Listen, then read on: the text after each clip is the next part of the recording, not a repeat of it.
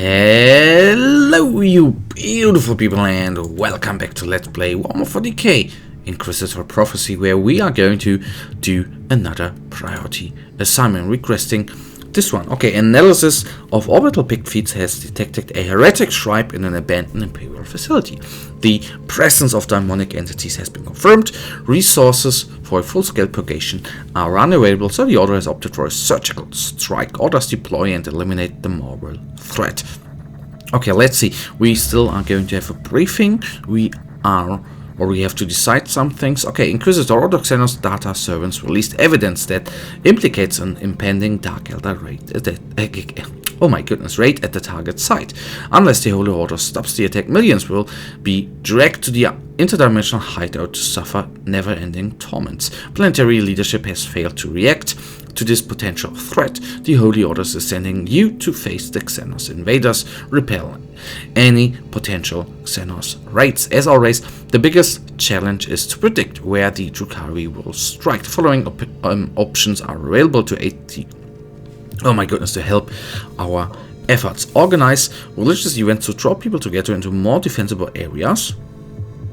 Give Xenos awareness, training to local constabulary officers in the region. Establish a psychic sensory network using psi-sensitive citizens in the region. I'm going to go with that one. And orders have been carried out and military forces are as prepared as possible. Civilians assets are looking for any signs of Xenos incursion. Yellow alert. We have received the following notification regarding unusual activity. Okay, that was this wonderful none-saying assignment. Actually, so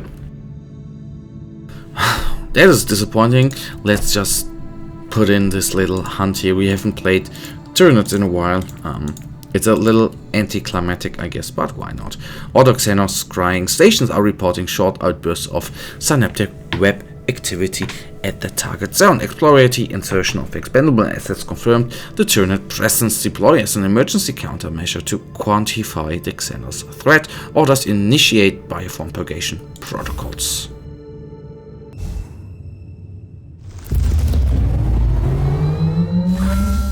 The existence of this filth defiles the Imperium. They may be great in numbers, but if we sever the head, the body will die. Kill their leaders and break their will.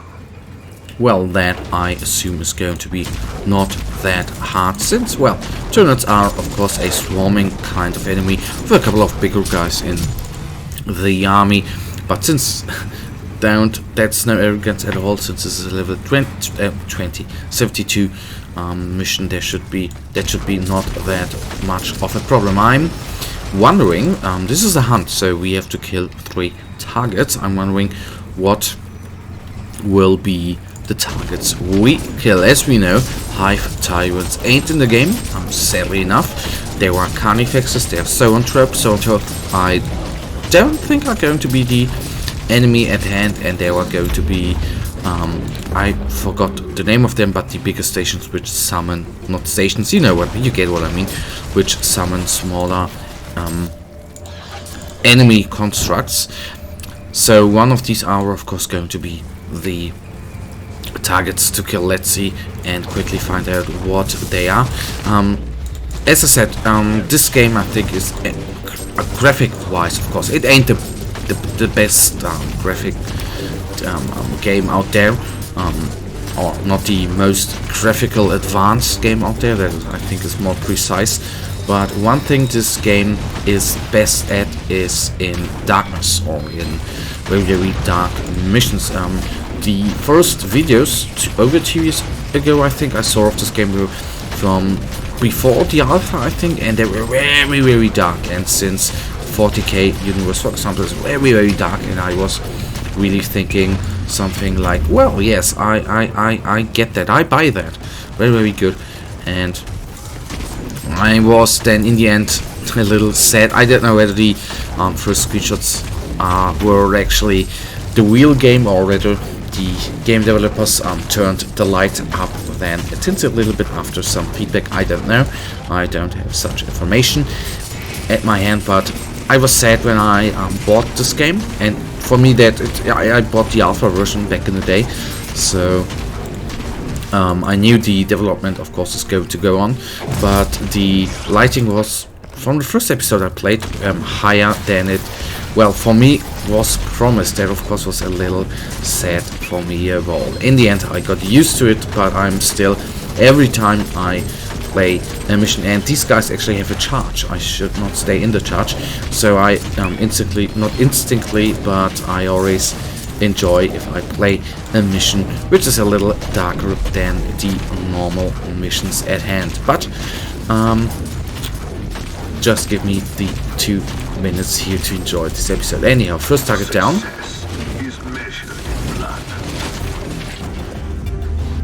Alright, first target down, just 2 more remain, and we shall quickly and easily. So actually our constructs, bad thing, they died, and I would say they died through the toxic venoms there. And still, I don't know the Warhammer background, I know the Warhammer background, but I don't know every teensy little information about anyways, but in my opinion, I wouldn't say Tyranid have red blood, but that is just my opinion right here. Okay, the warrior is then quickly taken down as well. As you see, these are like the reborn marauders, very ugly, because it takes a lot of damage to actually do take them down. Okay, I was not hoping for a landing platform, I was hoping for a drop pod and something new. Disappointed there a little bit, but anyhow, I guess I need to accept that. So a little homogant just attacked us there, I don't care.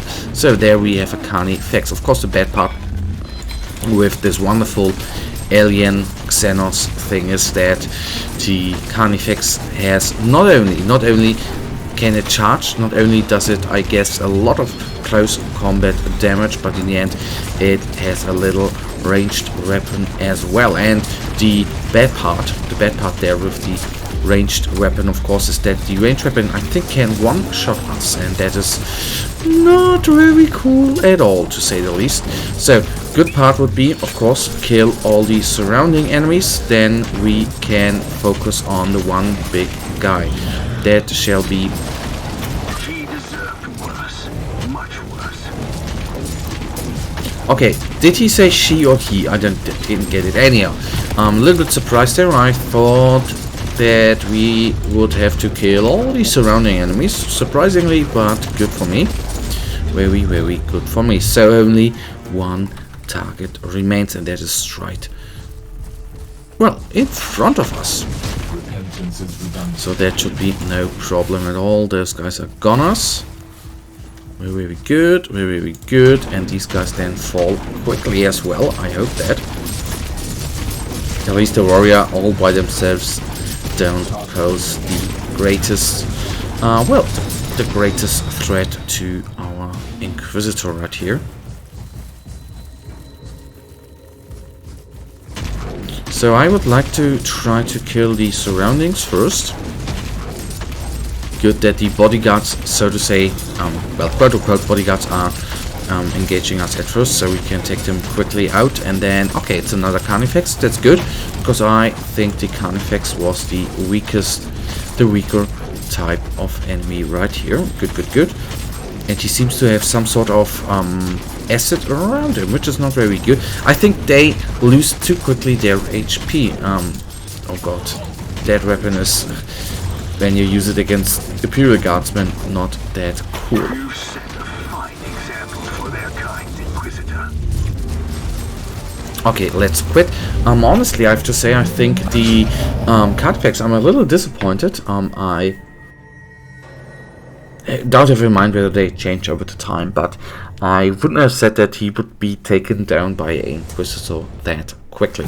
That's just my little opinion there, but that could be just me. Okay, continue. We will then take a quick look at the items we have received right here from this wonderful mission. I don't suppose there's an upgrade, but there is an upgrade. but I don't want to lose the plus 26% damage from bleeding attacks, and since our weapon at hand, our mighty, what is it called again, the mighty radium carbine Arthur, is actually doing splash damage, no, this one is doing splash damage, but this one is doing bleeding effects, so we don't want to lose that, or I at least don't want to use that. Anyhow, guys, that leads us to the end of this episode, and I, as usual, really thank you for watching. If you guys actually do have enjoyed this episode, then please guys give me a thumbs up and subscribe, and hopefully I'll see you in the next episode. Until then, have a nice day, stay frosty, bye.